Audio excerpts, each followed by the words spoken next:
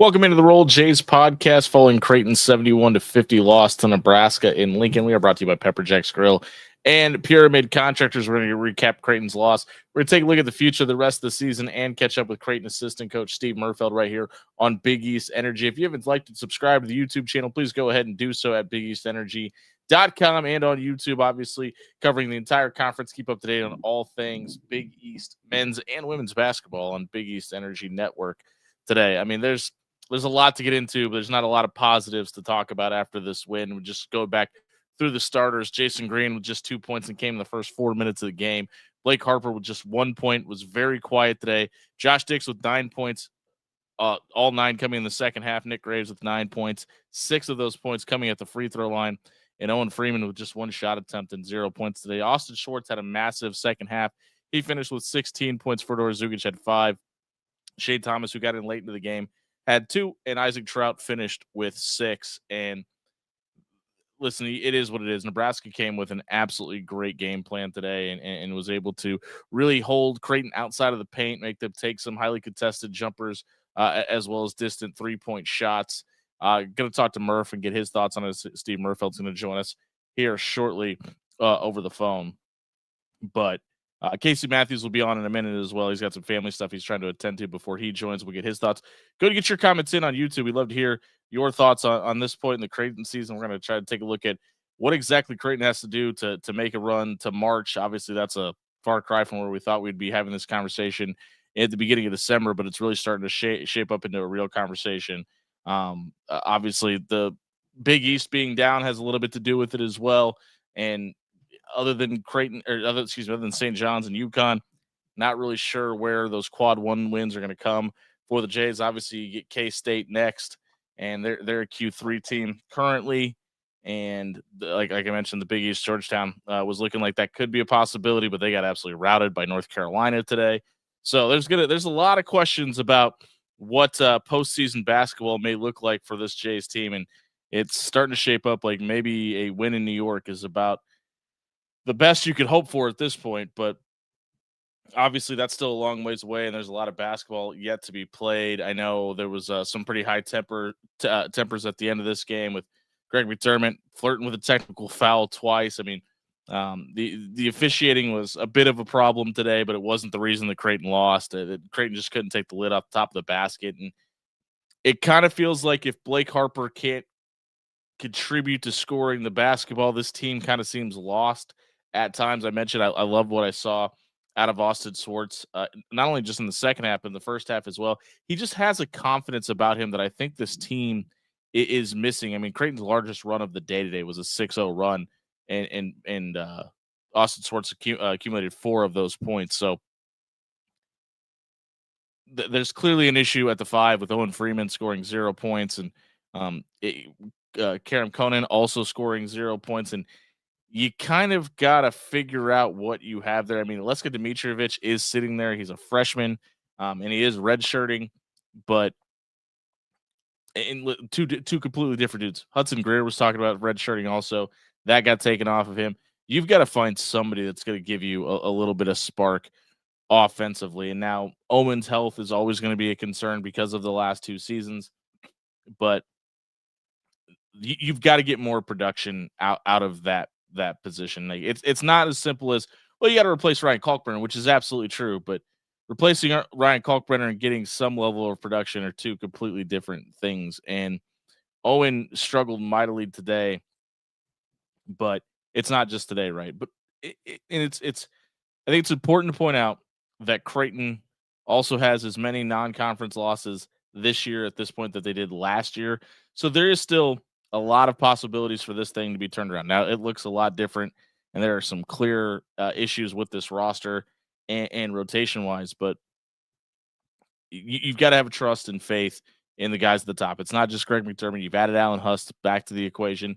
There are a lot of possibilities for this team down the stretch. And listen, some of them are good or some of them are really, really bad. When you constructed this roster in the offseason, you really wanted the ability to shoot the basketball. And I think everybody felt really good about the ability to do that with the addition of Josh Dix, with the addition of Blake Harper. And I think a lot of people expected to see more out of Owen Freeman around the rim. And now, listen, Casey and I talked about this at halftime. If you didn't catch it, there were 4 times in the first half that guys had the ability to lob it up to the rim to Owen Freeman on an open look, and the Jays point guards missed him. It was both Nick Graves and excuse me, and Ty Davis both had an opportunity in those spots multiple times to make those plays happen. Now, listen, a couple things. Owen obviously would have had made the basket, and you would have needed a Husker defender not to close late. But it just felt like there were a lot of missed opportunities in this game, and I don't want to just hone in on Owen, but obviously in the NIL era, and when you're replacing arguably the greatest Blue Jay of all time and taking his position, there's going to be some thoughts around it. So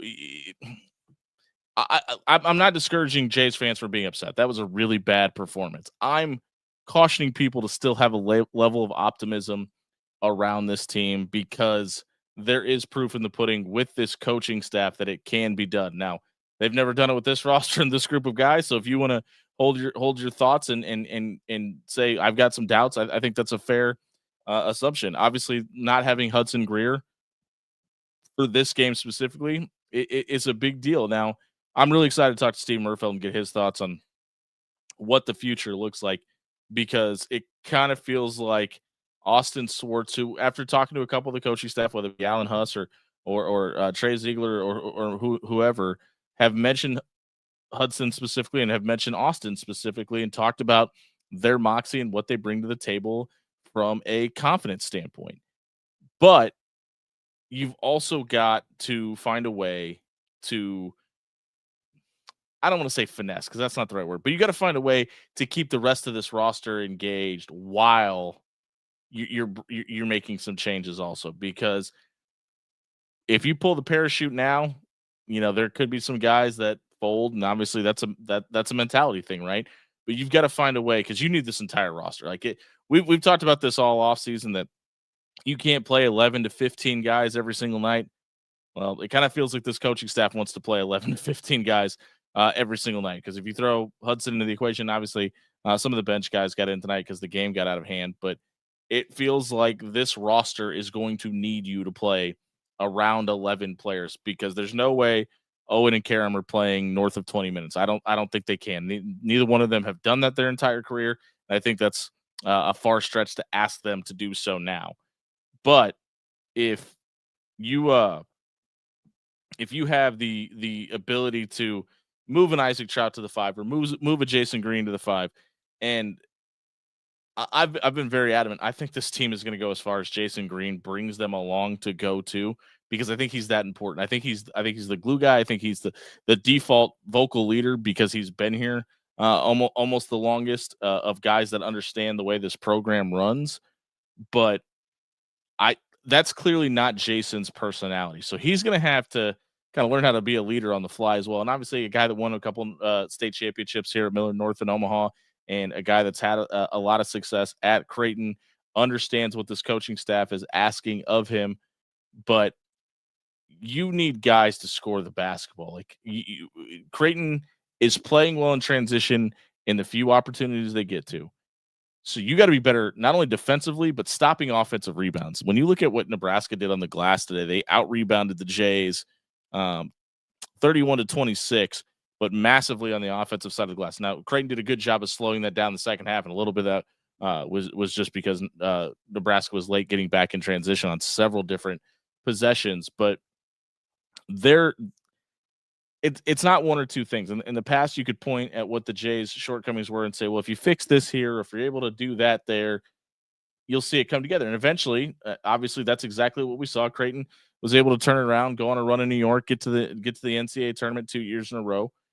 But with this team, you don't have that constant at the 5 that you can say, well, we've got Ryan Kalkbrenner, the rest of it's going to figure itself out. You've got concerns at the 5. You got concerns at the point guard. You've got concern, and listen, the loss of Jackson McAndrews is big, but I don't think I could point at that and say this is the reason this Creighton team is struggling, because they made 16 baskets tonight. That's not going to win you very many basketball games. And listen, I think Nebraska is also a lot better than a lot of people anticipated, clearly before the season started. but maybe even just a few weeks ago. It feels like that Husker team has put it together, and Fred Hoiberg seems like he's done a really good job of figuring out Greg McDermott's system and putting a defensive game plan in place. We're waiting to hear from Creighton assistant coach Steve Murfeld. Hopefully we'll have him when we come back. This is the Roll Jays podcast brought to you by Pepper Jack's Grill and Pyramid Contractors. Why you need to try Pepper Jack's Grill, the best Philly cheesesteak in America. At Pepper Jack's Grill, we craft your Philly just the way you like it. Fresh ingredients, sizzling on the grill, and endless customization options. Not just Phillies, we've got rice bowls, burritos, nachos, and even vegetarian choices. And don't forget those crispy fries with our famous spicy ranch. With 10 great locations in Omaha, there's a delicious meal waiting for everyone in the family. Pepper Jack's Grill, your Philly, your way. At Pyramid Contractors, we do it all. From repairing or replacing your roof to updating siding, windows, or gutters. When you have a home improvement project, call Pyramid Contractors. PyramidRoof.com, never settle for less. Welcome back into the Roll Jays podcast. Still waiting on Creighton assistant coach Steve Murfeld to call in. Casey Matthews should be joining here shortly as well. I'd love to hear from you. Get your comments in. We'd love to know your thoughts on Creighton's loss to Nebraska today. As Coach Murph just texted me and said he's jumping in the van. We'll be on with us in a minute. Creighton falls 71-50 to Nebraska. Only Austin Swartz ends up in double digits. Nick Graves and Josh Dix finish with 9 from a point standpoint. Also, Swartz grabbed 5 rebounds today, second on the team. Jason Green finished with 6. There's going to be something made about the officiating of this game, and there were some pretty bad ticky-tack calls down the stretch for going Nebraska's way, and I agree with that sentiment. But I think for the folks sitting at home that weren't actually in PBA, clearly by my background, I was not one of those people. I think it's really hard to understand how difficult it is to be an official in that building or in a setting like that, and the home team is just blowing the doors off an in-state rival, and you can make an arguable call. Like there's a lot of influences, and listen, that should never happen in a basketball game. That's just human nature. So if you want to comment about the officiating, I'll hear it. We'll take the comments for that reason. But there wasn't enough bad officiating to dictate a 21-point loss. I think Creighton has a really good chance to have a get-right moment against Kansas State coming up. I think the Wildcats are in a lot better or a lot worse shape than I think a lot of people thought they were going to be before this season started. And then obviously you got to get ready for Big East play, and that's a lot different than it has been. I mean, we don't really know what Marquette is up until this point. Xavier got a big win over Cincinnati tonight. As I mentioned, Georgetown falls in a big way to North Carolina tonight. So the Big East is kind of what we thought it was going to be before the season started, minus where we thought Creighton would slate into that equation. UConn is really, really good. I think St. John's is obviously still a really good team. I just don't think they're as good as maybe we thought they were going to be.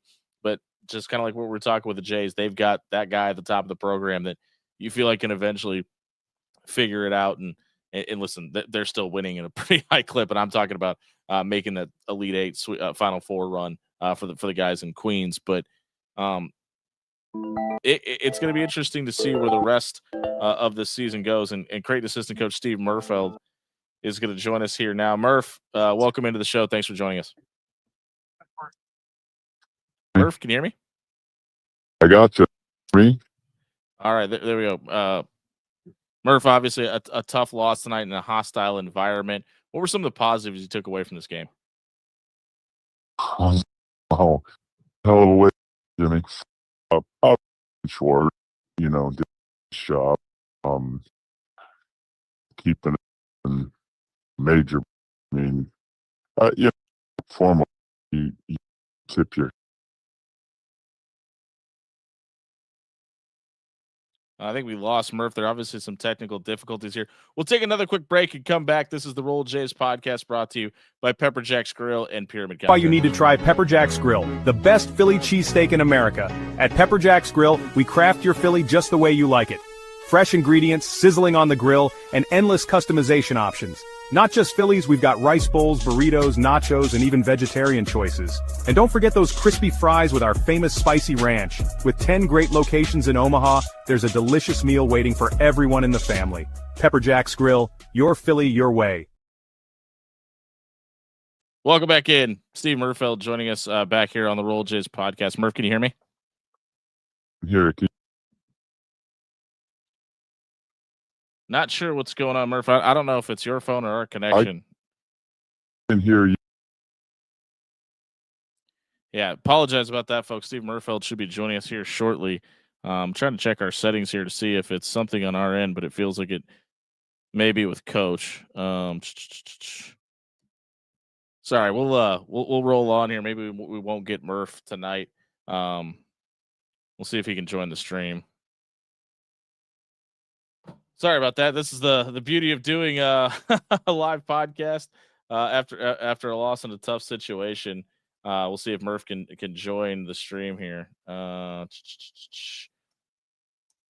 See if he could jump in. Obviously, we had some technical difficulties with Murph earlier in the season out in Las Vegas. Hopefully, him being in Lincoln and not necessarily in a completely different state may help the situation. But obviously, we'll get his thoughts on positives and negatives from this game. I mean, there's going to be a lot to unpack, and I'm specifically want to talk to him about Austin Schwartz's performance and the performance of the 5 spot today, because that was it had to be the biggest question coming into this season, right? Because your Ryan Kalkbrenner is gone to the NBA, and he's a 4-time defensive player of the year in the Big East, and looks like Murph is with us now.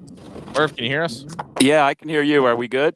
Yeah, we're good now. I'm not sure. It just kind of sounded like you were underwater there. So, well, that's the way. That's kind of the way the whole night went. So I'm not surprised by that. I don't know. I don't know if you heard me, but I had asked about some of the positives from this game. Obviously, Austin Schwartz has a massive second half. What did you make of his performance? Yeah, I mean that obviously is a very positive. I mean, Austin is a very talented young man that has the ability to do what he did tonight, and obviously, that's one of the few, I guess, positive takeaways from the game.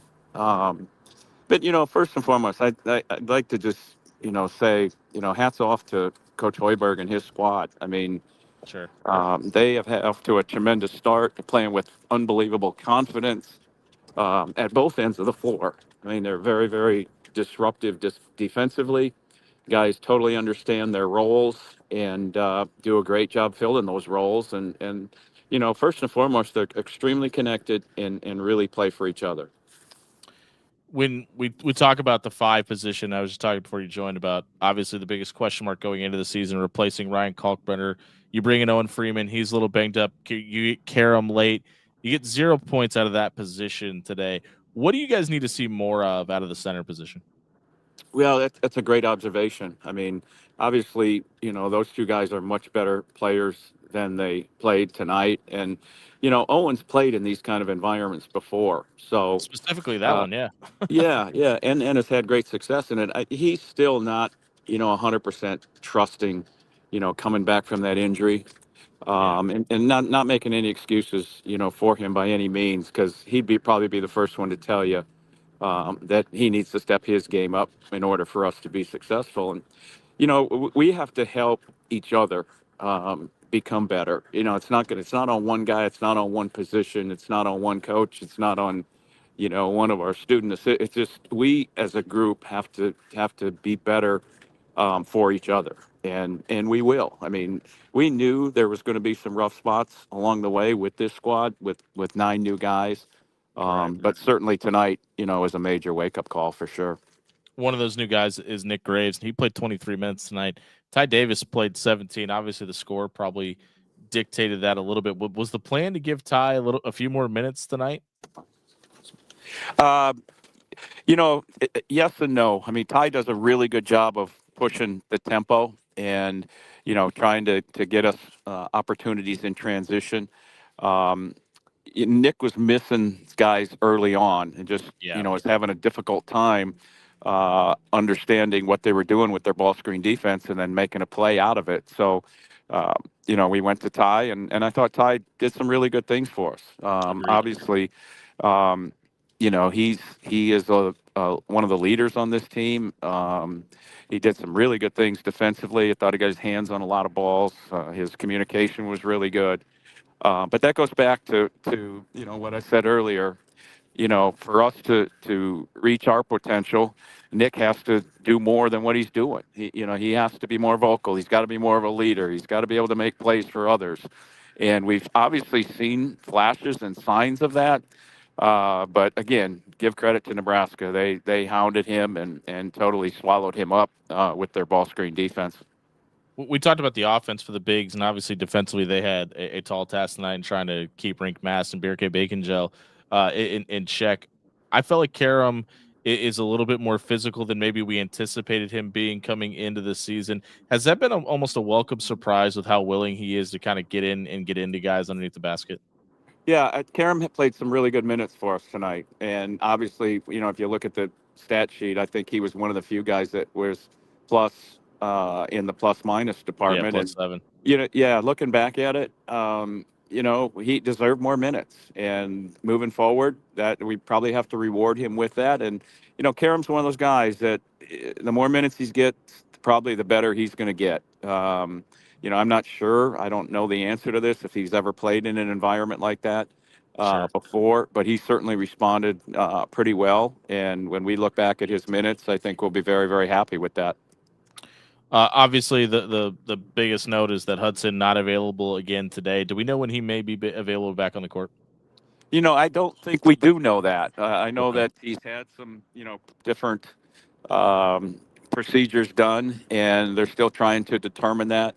I know that he is feeling better. He feels like, it has felt better, but that isn't necessarily a sign of anything until he has, more scans or X-rays or whatever they're going to end up doing. So, yeah, we could have used him tonight. Obviously, going into it, we felt like he would have been our second best matchup for both Mass and Price. And certainly Agreed. that hurts when you lose a guy like that. And the one thing about Hudson is Hudson's fearless. The environment would not have surprised him, would not have hindered him in any way. And yeah, I mean, but they had Connor Essegian out, so it's part of the game. You hear that in the NFL from week to week. Who's got who available, and it's part of the game. And you need other guys to step up, and Nebraska did, and obviously we didn't to the level that needs to be.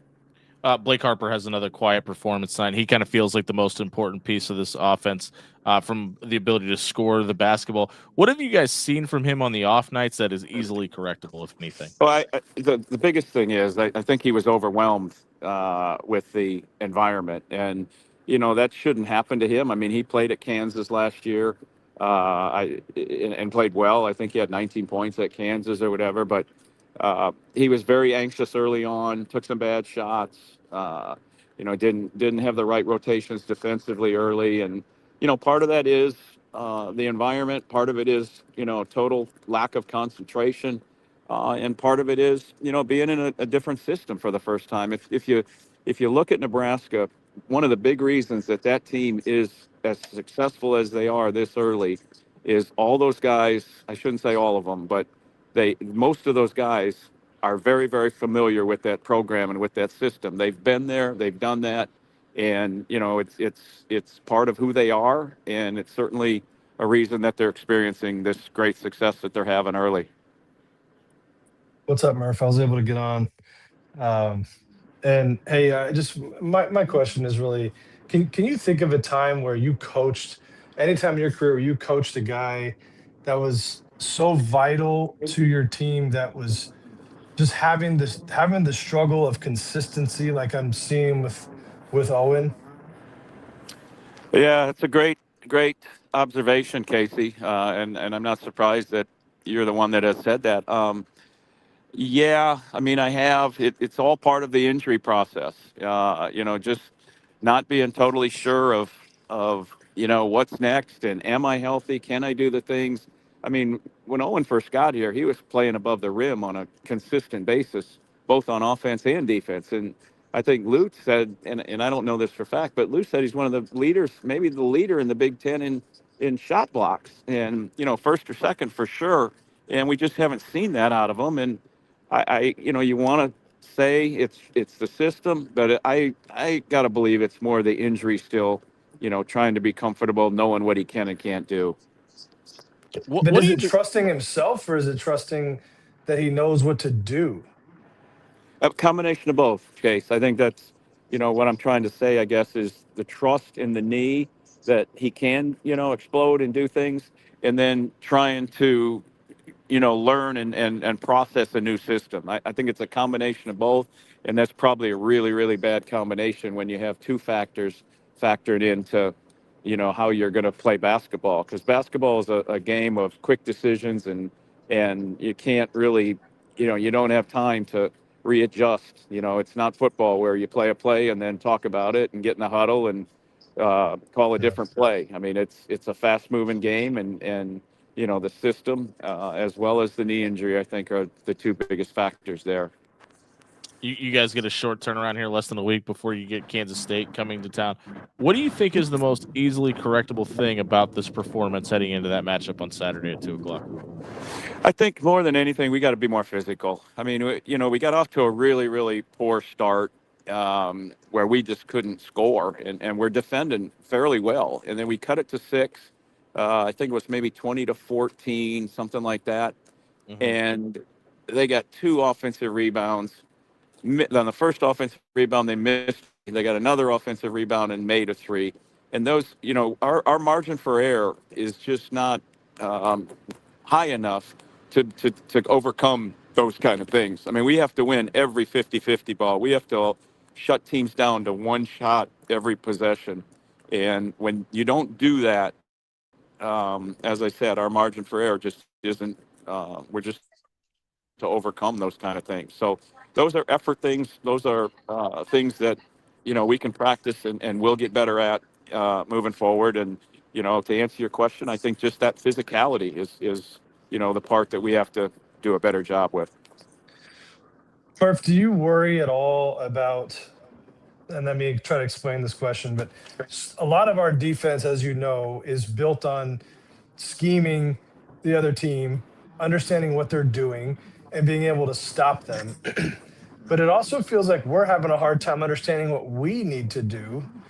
Is that at all part of the struggle of that it's just so much for guys right now that are new, trying to learn it still, that it's as you get in some of these games where you should be able to compete just based on the scheme that you're going to play, now you're not able to get that far because you're still having to teach the basics of what we do. Yeah, Case, I think that's a great question. And to answer that, we had some breakdowns defensively for sure. But we also had 3 days to prep for these guys. And for the most part, I mean, it's not like they scored 90 points. I think they ended up with 71 points. So we did some good things defensively, just not as consistent as we need to be. Our issue tonight, and it's kind of been this issue every time that we've lost to Nebraska, is we struggle to make shots. And in the first half, I think we were 3 for 21, and I don't know, were 6 of those bad shots, maybe. So we had 15 pretty good looks from 3 with the right guy shooting it, and we made 3 of them. You hate to just say that, but at the same time, and again, credit to Nebraska. I'm not trying to take anything away from them defensively because they're very, very good and they fly at shooters. But we had 15 pretty good looks, and I don't know that for a fact. I'm just throwing that out there. And when you have that many good looks, you have to make 6 of those, or you have to make 7 of those. And we just didn't tonight. And we had been trending up with the shooting the last couple of games. So again, credit to Nebraska, but at the same time, you got to step up and make shots when the opportunity presents itself. Well, Murph, we appreciate your time. We'll catch up with you as the season rolls on. Thanks for your time. Get home safe. As always, guys, appreciate you guys, and thanks for having us. We'll Thank get you. this thing figured out. Thanks. Bye. We're sticking with you through thick or thin, Murph. You know that, man. All right. Thanks, fellas. Bye now. That's great assistant coach Steve Murfeld joining us here on the Roll Jays podcast as Casey Matthews finally decides to show up to work and be here with us tonight. We appreciate it. Case, talking to Murph, I brought up the lack of ability to finding Owen early and got his thoughts on that. And he just talked about the point guards, the rotation tonight with Ty and Nick, and that being the reason that Ty kind of saw some more minutes than they expected tonight because of some of the stuff that Nick was just missing. in the first half there. And obviously, Ty's got experience in the system. There's a lot of reason for that too. But it's just really surprising to me that we're having this conversation still in December. But it's also, it's still December, so there's still a lot of season left to figure this out as well. Yeah, there is. I mean, you can't abandon ship, like Right? it's Absolutely not. I think like was it you? Yeah, you sent me something that there's people online calling for Mac's job. I'm like, and I try not to look Yeah. at that much, but like I hope it's like kids. I hope it's kids that just have never understood that sometimes you face adversity and the Right. answer isn't to There's a just lot of basketball left to play. fire everybody. Like, what idiots are on there right now saying we need to get rid of Mac? Like, are you kidding me right now? Mac built this program. Like, and people can say yes, and Coach Altman did a phenomenal job. I'm not questioning that, but we're not where we are in terms of where this program sits without Greg McDermott. So any idiot that thinks that the answer to our problems is to get rid of him, Yeah. like, forgive me, but just delete the app. I think is a pretty common. That's one of those things now. Like, it's unbelievable. Obviously, a ton of struggles. I think if you're, I think maybe the most concerning thing for me about this game is it feels like it's been the exact same defensive game plan for Nebraska for 4 consecutive years. They're obviously 3-1 within this physical, keep you out of the paint, make you shoot mid range and distant 3-point shots, and out rebound you strategy that Fred Hoiberg has implemented. The one time it didn't work is because Baylor Shireman just set the nets on fire inside Pinnacle Bank Arena, and they were able to shoot the lights out. Now, listen, that's kind of why you went out and spent the money you did in the offseason, right? It was to get some shooters that could do that. And I don't know if maybe being a little more finesse is how to define this team. But Murph's talked about it. I mean, they've got to find a way to become more physical because they clearly don't have the offensive paralysis to be able to shoot north of 40% from 3-point land to win games where they're being out physical. No, they don't. And look, I think where to me the issue is, and I keep beating this dead horse, and I'm sorry, but it's just what I see is that when everybody has to be really good. There isn't anybody right now that I see that can just be great and just take over a game. And so everybody's got to be good. And tonight, what you saw is Owen didn't score, right? And when he's your starting five man, and you put a lot Blake of only money had into 1 him, point. it was insane. Blake had 1 point. Like, it's really hard to compete against anybody when you have a game like that. So, let alone like, I mean, just trying to beat a good team, right? With those kind of performances is going to be really, really hard. But to me, what it comes down to is you've got to execute you got to execute what the game plan is. You definitely have to be tough, and you can control things like effort. You can control, did you box out? Did you not? You can control, did you set the screen where it needs to be set? Those are all things that are within your control. You the best you can do is you can practice, you can work on your jump shot, shoot good shots. Other than that, you can't control whether the ball goes in the hoop or not. And so it can't you can't always or we can't always boil it down to, well, we didn't hit shots. That's a huge part of it. But there's other parts of the game that could have allowed us to be in there, could have allowed us to be closer to where it would have felt within reach. But this game got out of hand quick in that second half. And when it does, it's a lot harder to like stir up whatever it is that you need to go out Sure. there and and make a comeback, especially when you have a group of guys that still just, I think they like each other, but when I look out there, I don't see a team that's gelled at all yet. And it You, takes time, and it's going to take time. you can't go 6 of 32 from the field in the first half. Like No, that. That's obviously no. not a recipe for winning. I don't care how you perform in the second half. And Creighton shot 50% from the field in the second half, but only attempted 20 shots. It just felt like, and it helped. It was a game in Lincoln, and Nebraska clearly got things rolling early, and you have that crowd and that early fast start that it's kind of hard to overcome that in its own sense. But that I mean, this is you might be able to circle this as maybe the worst all time performance under Greg McDermott. I don't know. I'd have to go back and look at it again. I mean, I'm not. I don't. I guess I don't.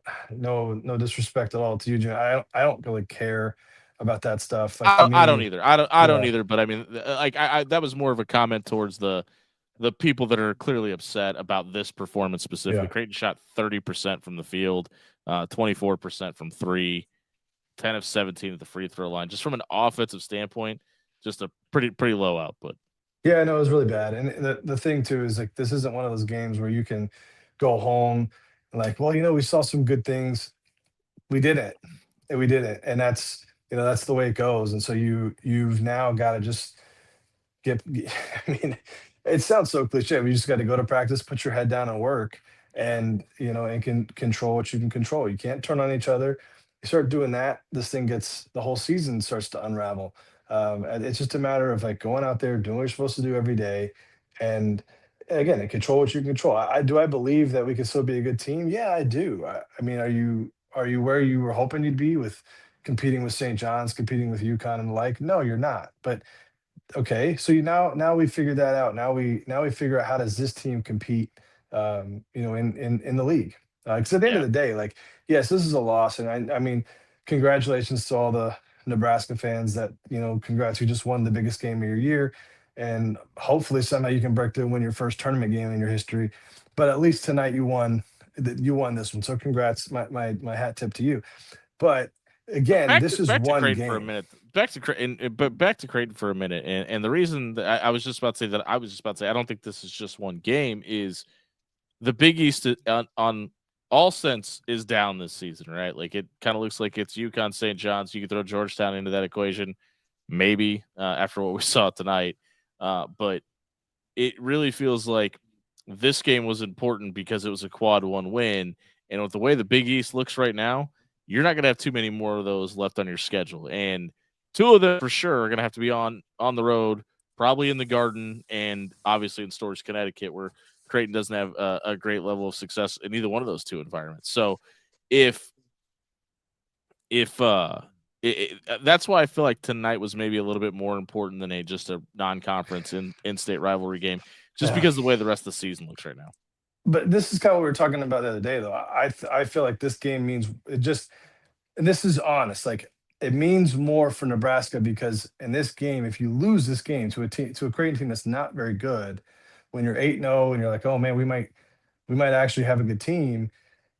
It's one of those moments where like, gosh, are we what we hope we are?